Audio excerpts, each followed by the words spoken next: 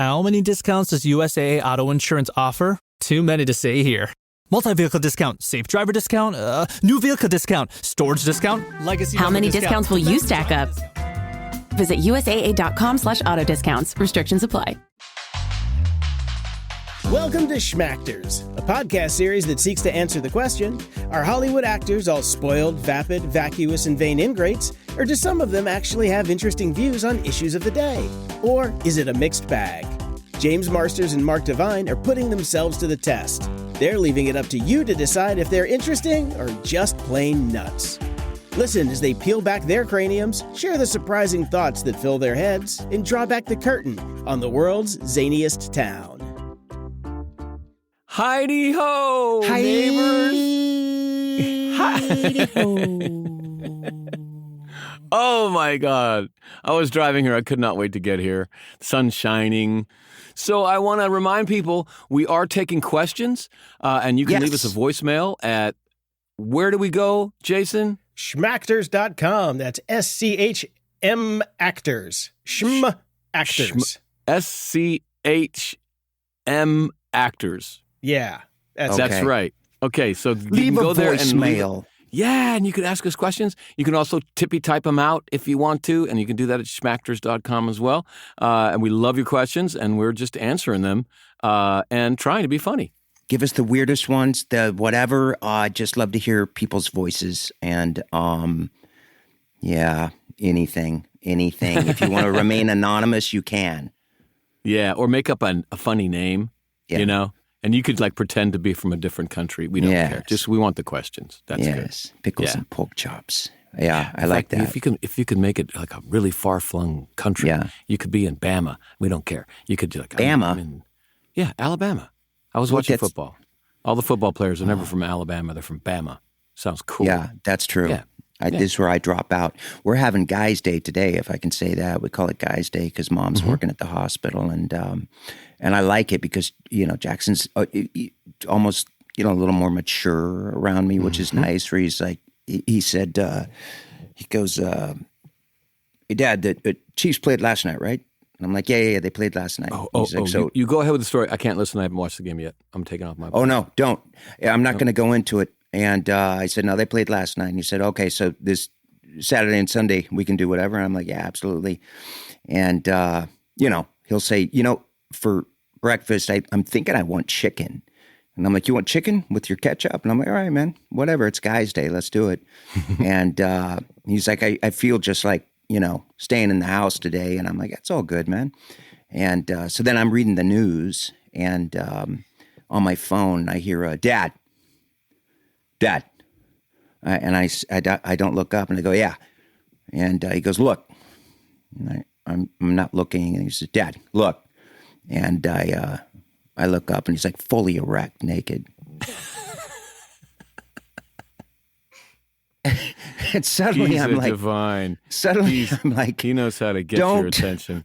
Jackson just turned around and smiled. I said, I go, no. In my mind, I'm like, you'll do that with your buddies, I think, right? Did you ever do that, as a joke? I'm known to chase, guys around. I've never done that. No? I have never done, no. It wasn't me. I've never done that. This guy named... But I've heard people do, and that's fine, and it's funny, and it's good. And Jackson was probably working on that for half an hour to get that ready for you. So good job, Jackson. Because I don't know, what's right and what's wrong. But suddenly I'm like that, I forget he's 5. Yeah. So I'm like, I have to say, like, look, dude, you can't just do that, Mm-hmm. And in that voice of like, hey, by the way, Jim, after you're done with the Donaldson account, take a look at this. Look at this, Jim, and you're like, what the hell are you doing, Steve? Just your man weird. Voice. Yeah. Your man voice. Yeah. All right, let's kick it off. It's kickoff time. We're all assembled, and let's do it. I'm excited. Let's do it. All right. Paula wants to know, do you think Clark Kent's ophthalmologist knew who Superman was? That's a great question. Okay, let's just unpack it for a second. An ophthalmologist, I think they study dinosaurs. So I don't know what that has to do with Superman. They study human remains, right? I think at that's the Walgreens. Yeah. Or the pancreas. Is the pancreas involved in that in any way at all? No, they're at Lens Oh, Crafters. Jason, save me. It's the eye doctor, you idiots. Ah, it's the eye doctor. That's what I thought. Well, that's obvious from the name ophthalmologist. Yeah, you can tell that's clear. Yeah, Ophthalmologist. Sure. It's a riff of optometry. Optics. OPH. Okay, ophthalmologist. Optometrist I would have gotten right away. But okay, well, that's a good question. So, Clark goes to the I can't even say it, the optometrist. And he doesn't go to the optometrist because he doesn't need to go to the optometrist. He has perfect vision. He can see all the way around the world. He's like, honey, I think you should get your eyes checked. No, honey, I'm fine. Really. You always say you're fine. Oh, that's funny. Well, but he would do that with Lois because he's trying to not be Superman, Yeah, but he would be the classic man. She'd always be like, I think you should get checked up. That actually would have been a great 50. scene. You're over 50, Clark, and you need to get your rectum checked out. And then he's like, no, I'm fine. No, honey. And he's got to go in there and go, what's the name of this procedure where they colonoscopy? The colonoscopy. He's got to go. Yeah. Superman's got to go in for a colonoscopy just so he can cover his identity. And he's just sitting there. I don't have to do this. This is not really good. You're going to put that steel keep in it you? up. Yeah, but I think in the comics that she knows. I think that she knows. But let's say the first time when they meet, that she doesn't know, and then he goes to get his eyes done just because she needs to get hers, and that's kind of a fun date thing. Look for stigmata. Or like he's trying, so he's going in there, and he can't tell his doctor that he's Superman, obviously. Right. So he's got to fake the test, right? Because he wears glasses, he's faking everybody out, right? So he's got to lie to the doctor. Oh, I can't see that. Can you read the third line? FGA, he's lying, but maybe in doing that, the doctor is going to misdiagnose him, and he's, oh, you have eye cancer. We got to remove them. He's like, no. Wait a minute, I was lying. Well, because there's no way for an ophthalmologist to say oh my God, you have 2015, 2010 vision, you have 20/0. Yeah. But if he did, in that little room, that little dark room, you could see Superman shoving that thing away that you look through and just saying, shut your fucking mouth. Shut your fucking mouth. I'm on a date with Lois Lane. Shut your mouth. You hear me? You hear me? Got that? Then coming out being all clumsy and whatnot. Because that was endearing. Yeah. Right? I guess so. And it just goes to show you that lying is very complicated. And dating. And dating is also complicated. And you put the two together, exactly, very, You're off to a good start. Yeah. Good relationship there. Yeah. But I mean, even a man as good as Superman, we do, thank God he's a good man. Yeah. But he has to lie all the time to cover his tracks. So now he's lying. Is he going to remain a good man? A lifetime of constant lies? He'll be, because now he's on planet Earth where he realizes, everybody lies to get laid, especially men, Mm-hmm. Then once you get married, then you're lying about love. Oh, wow. You're so dark. Gosh, just don't even slowly take the air out of the balloon. Well, I'm just like, man, you had a theory going in saying I think women do, because first time I met Katie, man, first time I was with Katie, it was just like a movie. I mean, it was just like, oh my God, this woman is the most gorgeous, and then she's a super cutie, by the way. So to answer the question, no, his ophthalmologist would not know that Clark is Superman because Clark is a very good liar. I think it opens up a whole can of worms because I don't think that his moral compass could withstand that much lying and remain pointed true north, and he would start to go weird. That's, I think that's true. Maybe. Yeah. Do you think if Superman were asked to join a country club that Lois's father was a big part of, and after you're done playing golf or whatever, maybe you're going to take a shower, the other guys, and you're talking about stocks and whatever, but all of us will look at each other naked real quick just to size a guy up, right? Just don't get caught. You're not going to get caught, but it's like a flash, like the human eyes. Yeah. But do you think the men would be like, Jesus, this Kent guy's, what is that? Well, it might just be like an alien little raisin. You never know. It's just because of Superman doesn't mean that he's like, well endowed. Or as women say, very, very good in bed. By the way, that's the code. Yeah. Oh. So, he might just have a little tiny thing down there, a little Kryptonian thing dangling down there, and they're like, I'm better than Clark. I think we're, as men, that's more important to us pretty much that women, the same way that women's breasts think that men care about that, where it's the last thing we could care about. Mm-hmm. And I think really women, that's the last thing they could care about too. I really believe. I think there's more important things to a successful relationship than just that. Yes, I agree. I think everyone does, definitely. Like listening, that's an important one. Yep. Sharing, honestly. Yeah. Okay. We've dug ourselves into a hole so deep that we are never going to get out of it. But let's just, while we're down here, take another question. This is awesome. All right. Cecilia wants to know, and this one's for James, who is the better kisser, John Barrowman or Sarah Michelle Gellar? I don't know. Have you ever gotten this question before, James? I have on occasion. I think people want to know if I can be embarrassed, and I'm fairly shameless. Yeah.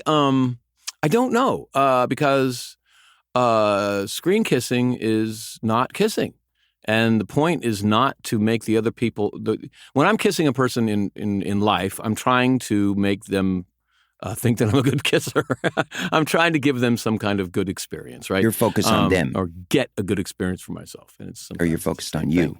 Yeah. But on film, if you do that, you mess up your lips and you smush too much and it looks very, very awkward. So if you notice in films, a lot of times the actors will spend a lot of time almost kissing.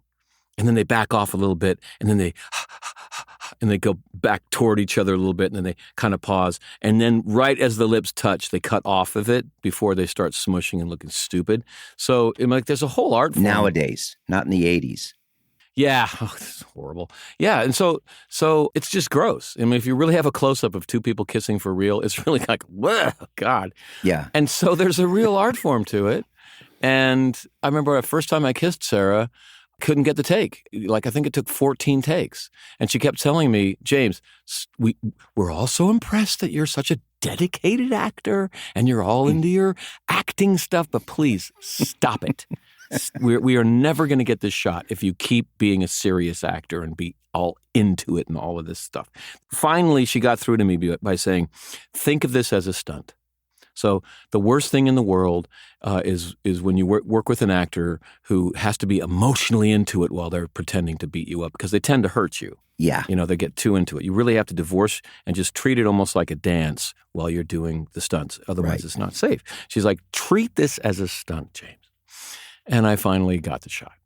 Well, hold on. How much experience did she have before? Well, she started on a soap opera, which I never saw, but I have to assume there was some she would kissing know. In a soap opera. Yeah, hot my bad. Young thing on a soap opera. Yeah, so she had more experience than I did, and she read a book. I don't know, but she knew what she was doing. She read Michael Caine. Don't blink. Don't blink. Yeah, and, it's also smashing noses. Like, that's a big thing. You can't smash the actress's nose. Well, you can't, or smash your own nose. Your own nose. It's supposed to be a glamorous moment, and glamour's hard to get on film. And so with John, I remember him being really, really kind of concerned that I was uncomfortable kissing a guy on camera. This is a little while ago when it wasn't done so often. And I remember the first take, I bit him. Oh. And he was like, you bit me. I was like, yeah, I haven't seen you for 300 years, lover. Come here. I didn't plan on fighting him, but I guess I was in character. Good. Then I had to calm down. But I was mostly that day, I was looking forward to doing the stunts with John, because John and I come from the stage, and we had decided that we were going to conspire to not have the stunts come in on the sequence as much as possible. Did you have any emotional feelings from kissing him? Because I have. Not John. Not gay. Hey, man, what else can I say? Everyone is gay. It's okay. But maybe. No, but my girlfriend at the time, she did get emotional feelings out of it. She was into it. She couldn't. She was like, oh, do that again. I'm like, you like this stuff? She's like, oh, yeah. Yeah, she was having a good day. Well, the director's shirt is off. Do it again. I do remember doing a play while I was married to my first wife, and they do what's called a pre-show sometimes in plays where the actors are out improvising on the stage before the play starts as the audience is coming in and talking to each other. The energy ball. What? Oh, okay. It's just like a pre-play scene. There's no lines, but you're just kind of behaving in character. This was Marriage of Figaro, a Beaumarchais play, and I got to make out with the hot young actress for the pre-show. And so for like 20 minutes, we were just making out. That was our job. And I'm married. That's a good gig. I married my high school sweetheart. Oh, yeah. And I was looking forward. I was on time to the theater. Yeah. Oh, didn't want to be late for the pre-show. Are you ready to go, Julie? I guess. It's going to be a good show tonight. I guarantee you that. I guarantee you that. I think we both enjoyed ourselves for that one. And why wouldn't we? We were young. And I was professionally obligated. Yeah. Unfortunately, I got to do this. But I was a good man, and it never went further than that. But I did enjoy that. So, but that's not for film. That's for stage. So you can mush the face. It's okay.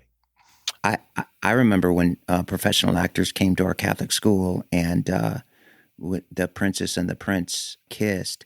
As they're going together, of course, we're all like, ooh. But then they stopped, and then they didn't touch lips and just started to. And that would have been fine, if. Yeah. So they didn't touch lips, but you'd think that they would pull away. Maybe he had herpes or something. I don't know. Maybe. But it was so the show, obvious, he's like, hey, I think I've got herpes. We can't kiss during the show. The matinee. We've got a whole bunch of 8th graders out there, these little horny kids that are ready to rock this thing. And if you say we can't do this, you're out of here, John. You're out of here. No, but they kept doing it. Like the makeout scene where they didn't touch each other kind of lasted too long, bizarrely. Oh. Does that make sense? Oh, yeah. Yeah, you can only get away with that. So we did the ooh, and then we were disappointed because nothing happened. Both boys and girls are going, ooh. And then we're like, oh, it's not going to happen. So then you're like, it's deflating. And then you're like, all right, they're still doing it. And I could hear, Joe Falstrom's breathing out his nose from behind, just not, it made no sense. I'll bet that they got a note on that from the director after the show. That's do it longer. If you're not going to do it, you just get it over with.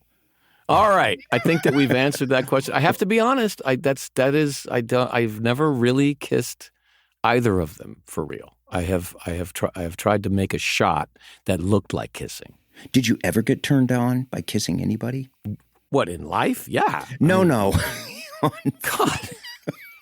Do you have human emotions? Are dead, Mark. They're dead inside. The rest of me is awake. Once. My lips, they've died long ago. No, while shooting or on a play or anything. Yeah. But basically, in a play, because you can schmush, you can get in there and get a real kiss, and that does have an effect. But on film, you really can't afford to do that. Whatever the occasion, effortless elegance is right this way. Because Hilton brings you new ways to stay, courtesy of the Nomad London. And it doesn't stop at award-winning dining in a space draped in velvet and illuminated by vintage chandeliers. No, this day goes beyond with unparalleled personalized service and attentive hospitality. Oh, and did we mention the Nomad London can be booked using your Hilton Honors points at Hilton.com? Hilton, for the stay. This episode is brought to you by Indeed. When your computer breaks, you don't wait for it to magically start working again. You fix the problem. So why wait to hire the people your company desperately needs? Use Indeed's sponsored jobs to hire top talent fast. And even better, you only pay for results. There's no need to wait. Speed up your hiring with a $75 sponsored job credit at Indeed.com/podcast. Terms and conditions apply. Jason, save me. Next. For the love of God. Elsie wants to know, is plastic surgery necessary to book acting jobs? If so, is that a fault of the industry or audience demand or taste? I hope it's not necessary. No one told me it was necessary. If it's necessary, I'm screwed. I can't. You could get your lips plumped because you've got good cheekbones. Well, that's not actually technically plastic surgery. That's just normal. Come on. Right. Everyone does right. that. So you got Botox. And as I've gotten older, my upper lip is disappearing, as I think happens. Yeah. Have you noticed this about older people? They just don't have an upper lip anymore? I just know our ears are getting huge. I used to have one, and now I kind of wonder. Yeah. I don't know. It's from being perplexed for most of our lives. Or frowning, maybe? Yeah. Maybe that. I don't know. Yeah. No, I haven't. I have sometimes. So, okay, this is the weirdest thing. So I have a broken nose that's obviously healed. But when I take a close-up photograph of myself, it's really apparent. And I never this knew is the weird that. thing. Wow. Yeah, I don't remember how that happened. Wow. It could have been multiple times that I've been beat up or been I've had a kind of a hard life. Somewhere along the line, my nose broke, and there were many years where I didn't have medical insurance. So I would not have been going to a doctor to take care of it. I probably would have been like, I'm fine. And then that's it. And it never set. Yeah, and as the years go by, I think it's getting more pronounced. So like would that count? Like if I went in there and said, can you straighten my nose? So here's the thing. You got guys like Pacino, really early on plastic surgery that just looks bizarre. Mm-hmm. You've got guys like Stallone that had a lot done. Mm-hmm. You've got, I remember Cher getting her eyes done. It was just so creepy looking, like Kenny Rogers, but I feel like, to a sense, there's because I did. I got my very first role was with Raquel Welch. Just this stunning woman still at that age, where she said, "You're a doll," and I said, "Oh, thank you, Miss Welch. That's nice." But she had. So we were talking about something about the scene with I can't remember this great New York actor. I can't remember his name, and she said, "I'm wondering if I should get ready for the scene." And pulled out her mirror, because I realized that's kind of before the window closes on women, Watch the documentary on Deborah Winger, one of my all-time favorite actors. Yeah. She did. Wonderful. She stopped working just because they said, sorry, window's closed. So they call this a window for women. Wow. And so, of course, they're going to look, you can only be Meg Ryan for so long before there's going to be another Meg Ryan. And I think it's the same thing. I think hopefully that window has been cracked a bit. I think so, man, to a point, but not so much for, here we are, two men talking about it. This is what came along with a lot of the Me Too stuff, Well, and as more women are writing and producing, I think that has gotten better, and you see women working, longer in their careers. I would think so. I game so much; it's hard for me to actually say that, but that's my perception. But here's an example. Better. When both you and I said, you said I'm going to get back in shape, and I said me too, and then you were up at 5 a.m. doing your sit-ups and push-ups, and I'm like, God, I'm going to start a day after you. I'm not going to do it this morning. You're like, all right, you did that consistently, dude, for years, and you got yourself in shape. And I got fat, and you said that'll take the rest of your life to get off as you're doing your sit-ups. I hated calling you when you were, doing your what is it, the rowing or whatever the hell you do. Stationary bike. Yeah, and because you knew your product was you. Yeah, if anybody who realizes that their earning potential is directly involved in if you're in shape. I think most people would stay in shape. For sure. Right? Yeah. Ask Brando. So that's the thing. Yeah. I guess so. Yeah. Speaking of broken noses. But I think coming back to plastic surgery, I think that what the job of a good actor in film is not to lie. Just to allow the audience or the camera to stare at you and to study you in a way that we don't allow people to do in real life. It's rude. But we actors, we allow that. And the best thing we can do is show people our completely freaky, weird, all of our, different foibles and our humanity. And if we can do that, we're fascinating. And the worst thing I can do is lie. And so, man, plastic surgery is pretty dicey. It is a lie. and if you get caught, you're lying to the audience just by showing up. So, yeah, it's a little dicey. But I think these great actors, they don't need it. Exactly. I'd rather just see them. Just please reflect the rest of us. Yeah. From Julia Roberts to, it does. Nowadays, I think plastic surgery isn't done as poorly as back in the day where, you could still see just the facelift and then the eyeball, when you can see the outline of the eyeball, from your eyelid. Here's the other thing, though. This is what I read. In major stars' contracts, there's a certain amount of money that they demand be spent on computer fixing of wrinkles or bags or youthening of the face digitally after they film. Yeah. Oh, wow. Yeah. Wow. And that's been going on for quite a while. Yeah. So I don't know if that qualifies as plastic surgery, but it certainly is effective because when I said that, you were surprised. So they didn't get caught. I always wanted to be the older guy with the lines, smile lines. I love women's smile lines and I love men's smile lines. So I'd sunbathe and I'd cut little strips of paper because I was really young. Yeah. And I wanted those smile lines and I just cut these little pieces of paper, like long, thin things just to put on my eye. So how was that? It's creative. But at the same time, I also hated my freckles, so I'd sneak in before grade school for the longest time to put on my mom's makeup. Oh, that worked great, I bet. Oh, it's ridiculous and so embarrassing. We knew he was an actor from very early on. To the point, my mother, I didn't like my straight hair, and I wore it like Spock proudly, Yeah. And I had a friend, Billy Cricky, that had curly hair.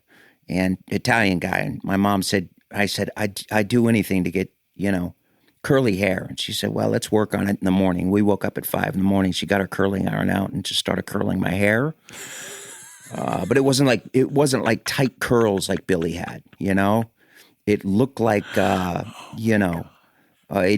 looked like Blanche Dubois.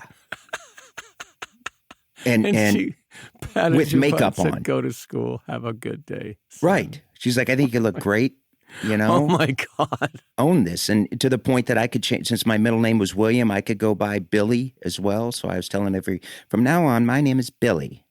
Yeah. Whatever. With my makeup and my curled hair. So weird, right? I would have been your best friend, Mark. We would have gotten along great. I was known as Monkey. Yeah, you and Monkey. We would have been a pair. Why Monkey? Oh, I had a coat, a winter coat that was made me look like Curious George when I put the hood on. Yeah, and it stuck. Monkey. Yeah. Monkey and Sparky. To this day, I'll get in a fist fight if someone calls me Monkey. What? That's good. I'm just kidding. That's good. Okay, let's keep going. Let's roll on these great questions. What's up? Carrie Ann from the UK. Hello, James, Mark, and Jason. I came here from the Buffyverse, a fan at the grand age of 41. My question is for all of you. How satisfied do you feel with what you have achieved in your life? I think we go through so many phases in our lives, and often we find ourselves questioning if we have a purpose and what our purpose is. Have you experienced the desire for reinvention, adding more strings to your bow so that you are able to look back and feel accomplished? Or is it just not something you've thought about? Thank you. Yay. Interesting question. It's a great question. Mark, what do you think about that? I'm never satisfied. I'm embarrassed about everything I've done.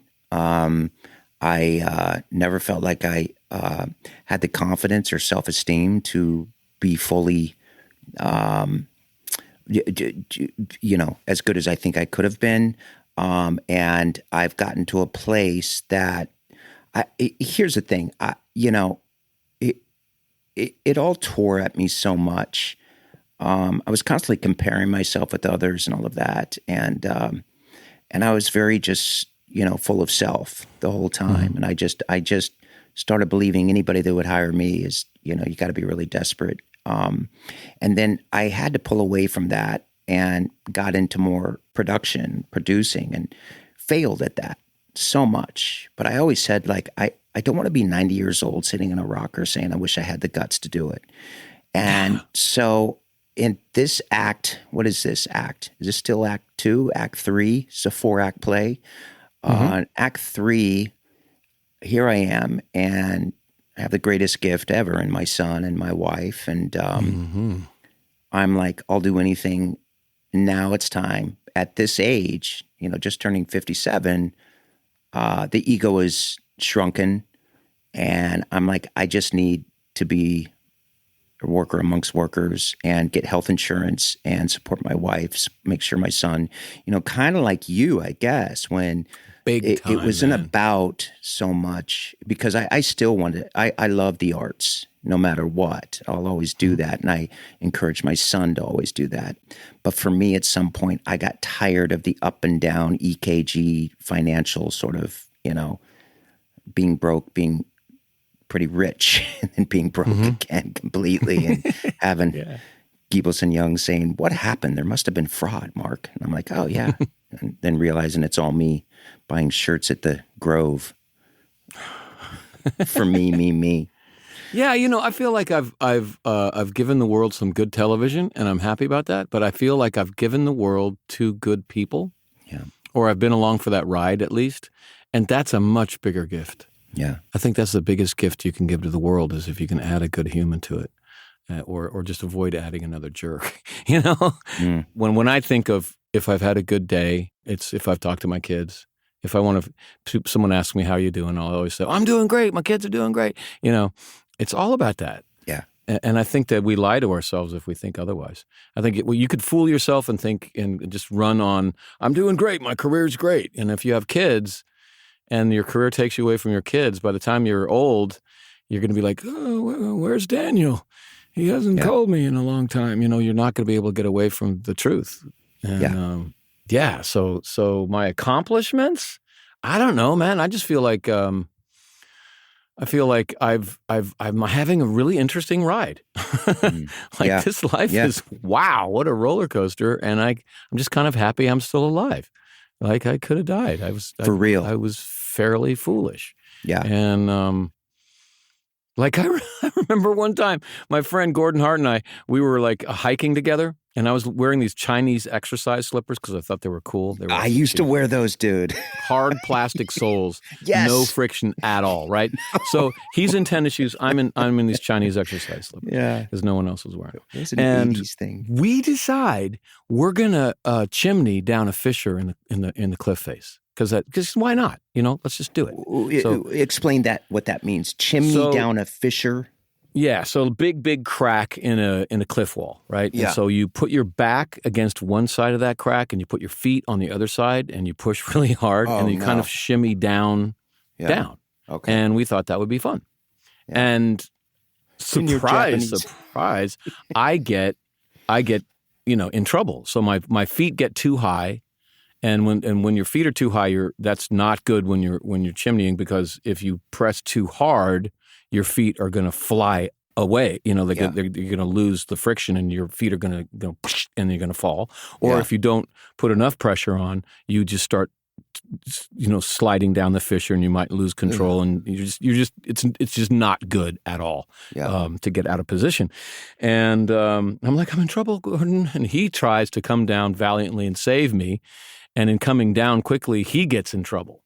And we're just sitting there laughing. Like, we're screwed. Death is kind of funny. Yeah, exactly. And didn't die. Gordon's fine. I'm fine. And didn't he have made to cut it to the bottom. Arm off? No, he did not. That was a movie. And and the guy that did the movie didn't actually cut his arm off either. I know. For real? Would have been cool. Yeah. I read that he did. Okay. No. Weird. No. And so that was stupid. That was stupid on a massive level. I easily could have died. And I have all of these things over and over and over, stupid things I've done.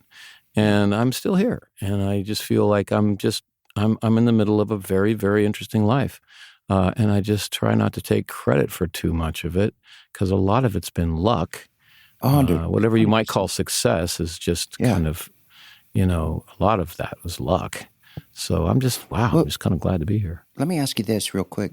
Through all that tough stuff, you gain wisdom, as we found, right? On the other side of that hill, you gain this wisdom. Unfortunately, it happens probably starting in your 50s. If you had the same wisdom that you have right now in that 20-year-old body, what would that be like? I've always wanted to write something about this. Okay, so I feel like between 20 and now, I feel the amount of things that I know has not changed very much. Right. But the amount of things that I think I know has shrunk dramatically. So I don't fool myself anymore into thinking that I know a bunch of stuff that I don't actually know about. Yeah. And I think that is the beginning of wisdom, to accept my own ignorance and my own limitation about how much I really don't know very much. That's at least if I'm there, there's a chance to I don't know. I think that maybe that's a part of wisdom, and I don't know if I have more than that. So Mom was, a hospice nurse for a huge part of her career, and the one thing, as she would help people, a hospice, helps you pass, right? Helps you die. Yeah. The one thing, as she sits and speaks to dying patients, that came up was relationships, the ones that they maintained, and the regret of the ones that they lost. Yeah. That's everybody that died. They said, I wish this person, I could speak to them. Yeah. Did any of them talk about a TV show that they made? Yeah. No. They talk about their relationships, their family, their friends. Yes, it's inescapable. And because I have spent a long time in hospital wards and visiting people or being there myself, or long-term care facilities, visiting my parents, et cetera. And there's always one person in the ward going, driving everyone crazy, right? And I think that's regret. That's the person that can't get away from the truth, which is finally in their face. Yeah. That they lost an important relationship because they were concentrating on something else. Yeah. Yeah.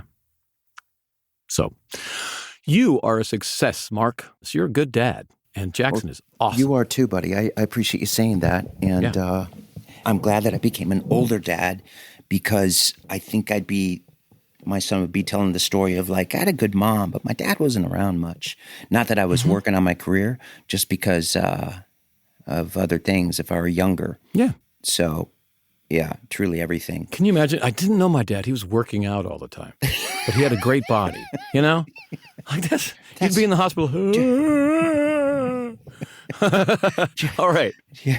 Okay. I love my dad. I love to pat his belly. Yes. I'm down with that. Okay, so we have come to wisdom, which is it's better to have a belly and know your family than have a six-pack and not know your family. Ooh. And what else have we learned? We've learned nothing. Yeah. Oh, and you can't kiss someone on film, or they'll tell you to take another cake to take. But now people, I hope everybody gets to kiss one day, because it does feel good. It's great. Oh my God. It's wonderful. It's wonderful. It just doesn't look good on film. But then now I'm like self-conscious of smashing that person's nose or my nose. Now smash away. Unless someone's taking a picture of you, then don't smash. Yeah. I want you to watch. Pre-kiss kiss. And breathe like that. Yeah. All right. That's another episode of Schmactors. Keep your questions coming in at schmactors.com, and we will see you next week. We love you guys. Thanks for listening to Schmactors. Join James and Mark next time for more pointed pontification on the topics of the day. Do you have a burning question that you just can't wait to have the guys answer? Well, then head on over to schmactors.com and send it our way. If the answer won't get them canceled, we'll add it to the queue. And if you have a friend who you think would enjoy the show, use the share button in your podcast player and send it to them directly. Trust me, it'll make their day. Signing off for James and Mark, this is producer Jason. Until we meet again.